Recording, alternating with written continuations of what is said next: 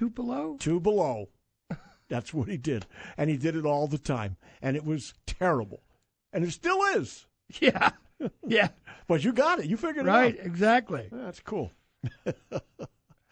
We've got serious stuff to talk about today. We've got a full show, a lot of stuff to talk about, and welcoming you in at 402-342-1290. Glad you're here. We talked a little bit earlier in the week about the broadband connectivity across the rural areas of the state of Nebraska. The fact that governor is putting out, $20 million a year in terms of what he'd like to spend to increase broadband capability across the state of Nebraska. We're going to visit this morning with Emily Jordan. Emily is the vice president of Connect K-12 Connected Nation. And her position is Nebraska's not such a bad place to be if you want to look at broadband in terms of K-12 connectivity. Emily, good morning. Thanks for your time today. Appreciate it. Good morning, Neil. Thanks for your invite. I'm glad to be here and talking about Nebraska. Let's talk about Nebraska Broadband. You're talking K-12 Connected Nation. Exactly what are we talking about? Is it schools or is it more than that? So right now, yes, we're talking about schools. Hot topic, and everyone thinks it's, wait a second, they're not in schools, but it's important. And we know now that kids are always going to have technology in their school lifespan, right? So Connect K-12 is a free broadband data and pricing resource from Connected Nation. And that's where you kind of got these statistics that Nebraska is above the national average for having 1 megabit per second per student, which is a goal set by the FCC,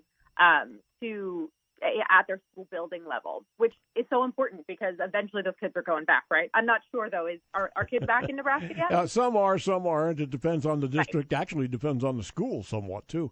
Let me ask you, though, when you're talking about K-12 Connected Nation, we talking about the school building, or are we talking about the students having access to significant broadband across the state? So we're talking about the school building itself. So okay. our site and our data is all based on applications made by your schools and your state for E-rate funding, which is a federal program. So we pull all that data and we're reporting on that because we know school buildings are and will continue to be a hub for the community, right? So even with our kids and teachers at home in some places, maybe they need to go to the school building to access the Wi-Fi and access that really good bandwidth speed that your schools are meeting. So we are talking about the school building because I believe, the momentum and commitments that school districts are making to make their network upgrades are only going to be seen as positive because, like I said, all these kids have to go back. That's our goal, right? We're hoping not to have virtual learning forever, but even if there is a, back and forth at home and in school learning, you need to have the connectivity to capacitate it. This is 2021. Is there an issue with broadband connectivity in school buildings across the country, or are schools in pretty good shape? I would think they'd be among the first to connect. So you're right. I mean, schools are anchor institutions, right? But we've just seen the growing demand of how much we're using the internet at our school level that in order for kids to have access to all the applications and software and be able to use those simultaneously, our school buildings need to have a faster capacity. So like I said, Nebraska is above the state average. On average, we've got 47% of districts in the country that are meeting that goal, which is kind of just a benchmark to kind of ground level everybody. But yeah, there are some states that have really great, Nebraska is one of them, have really great state network infrastructures. And we hope by sharing this information free and publicly that more states can learn from each other and get the best networks for their kids and teachers. Emily, is there such a thing as a digital divide here between, say, urban and rural centers, particularly in Nebraska? Because our governor has been putting forth a great initiative to increase internet capability in our rural communities where a lot of people are still dealing with DSL capabilities. Now, I can't speak to the schools in rural communities, but can you? Absolutely. It's called the homework gap. It's been on everyone's minds and tongues lately.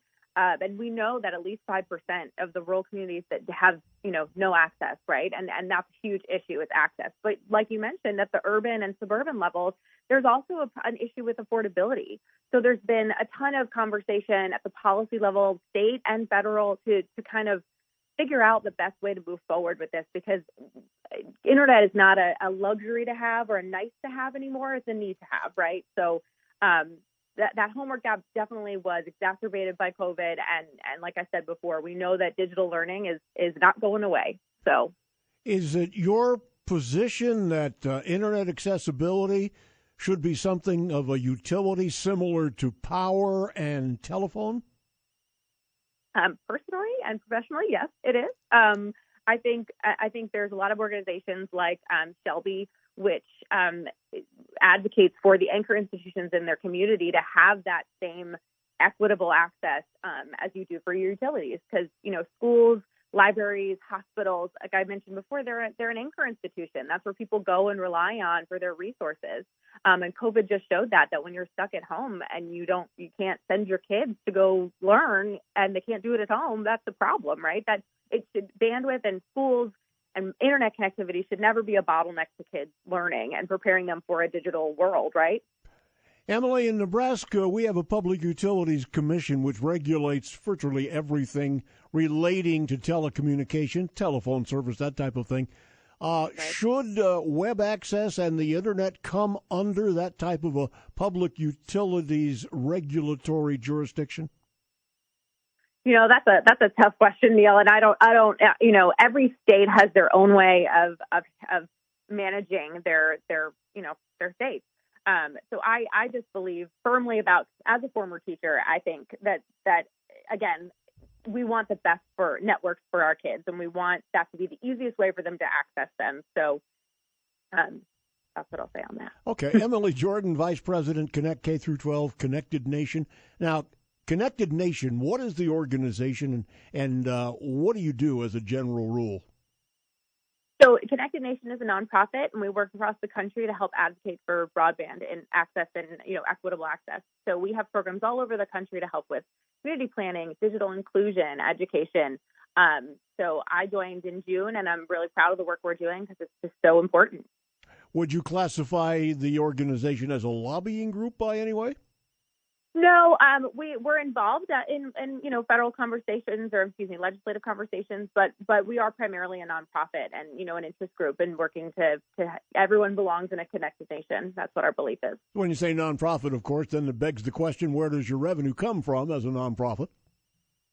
Right. So we have various grants and projects that we work on, like I mentioned before, for community planning, and we have different partnerships with AT&T and a lot of different. Lots of people want to invest in broadband right now, so we're just happy to be a part of it. We do mapping and tons of things, and I encourage everyone to go check out connectednation.org and see the great things we're doing. Connectednation.org, the website, so you can actually get behind the curtain and see what's going on. Emily, what's the next project in terms of this Connect K through 12 opportunity? Sure. So this, our Connect K-12 is a 5-year program that we're going to consistently be upgrading. So we take the data every year from those applications I mentioned, and we update our site, and we get it out to as many people as we can. I believe that all the way down to the parents and teachers, the district level stakeholders here could value from seeing this information and understanding what deals are there for your community and how best to advocate for the best price for a great speed and a robust network at your school. Emily Jordan, I'm assuming you're in Washington, D.C. or immediately adjacent to Washington, right? You are correct, Neil. I'm in D.C. And what is your weather like? Are you as cold back there as we are here? Well, it's faking a snow day. It's kind of more rainy. I'm originally from New York, so I laugh when it's, we have about 12 pounds of snow or, salt on the ground, but there's only about an inch of snow. Sure. So. Yeah, we're looking at a high today of 9, but we're looking at wind chills around minus 20, 25 degrees here. So it's seasonal in Nebraska. Whew, you guys are a tough breed. And don't ever doubt that. That's for sure. No. Emily Jordan, thanks so much for your time today. Have a great day, and hopefully we'll see some success with your efforts here. Yes, Neil, thank you so much. Great to talk with you. Thank you. Emily Jordan, she's the Vice President, Connect K-12, Connected Nation, connectednation.org is the website. You want to find out more about that? I'm sure they'd be glad to entertain your questions, just like we do, here at 402-342-1290. That's our number, our website, and our email address. that Sir Michael of Thompson is managing today. He is keeping an eye on the email.